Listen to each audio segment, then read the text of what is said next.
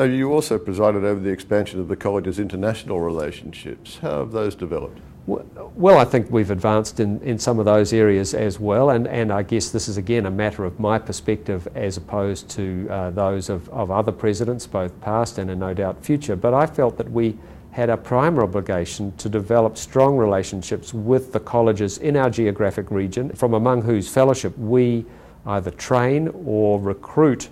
surgeons to work in Australia and New Zealand. And to that end, I maintained the already existing links we had with the College of Surgeons in Hong Kong and the College of Surgeons in Thailand, but spread a little further to develop relationships with the College of Surgeons of Sri Lanka, recognising the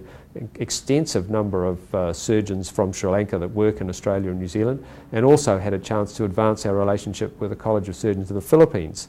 Our Malaysian college links, which were always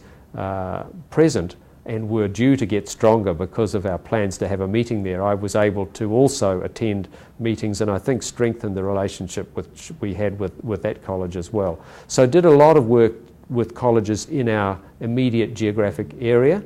probably less with colleges further apart. We have very strong traditional links with North America, and I've already talked about the Canadian College. The American College, interestingly, and perhaps fellows may not automatically realise this, but it was the American College that stimulated the formation of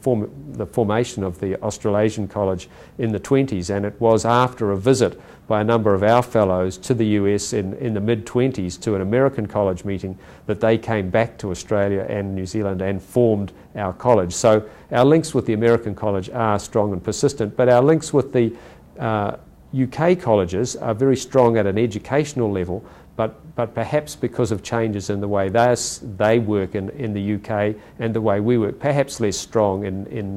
at present than they have been in the past.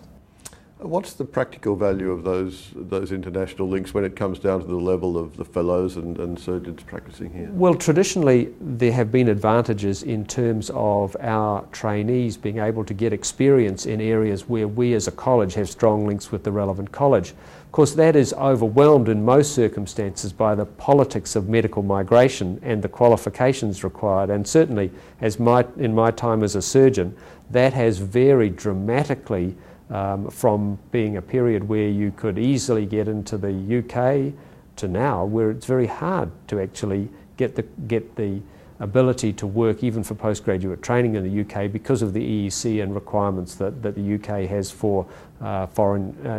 European Union doctors. Similarly, the US has vacillated from being easy to hard to easy, and it's sort of somewhere in the middle at the moment to get into. Canada has remained relatively easy place for Australasian doctors to get into to work for postgraduate training, and is probably much higher on the list now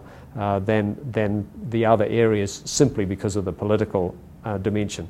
That being aside, it's important, I think, for our college to maintain positive relationships with as many of the international colleges as we reasonably can to ensure that those training opportunities are visible to our fellows.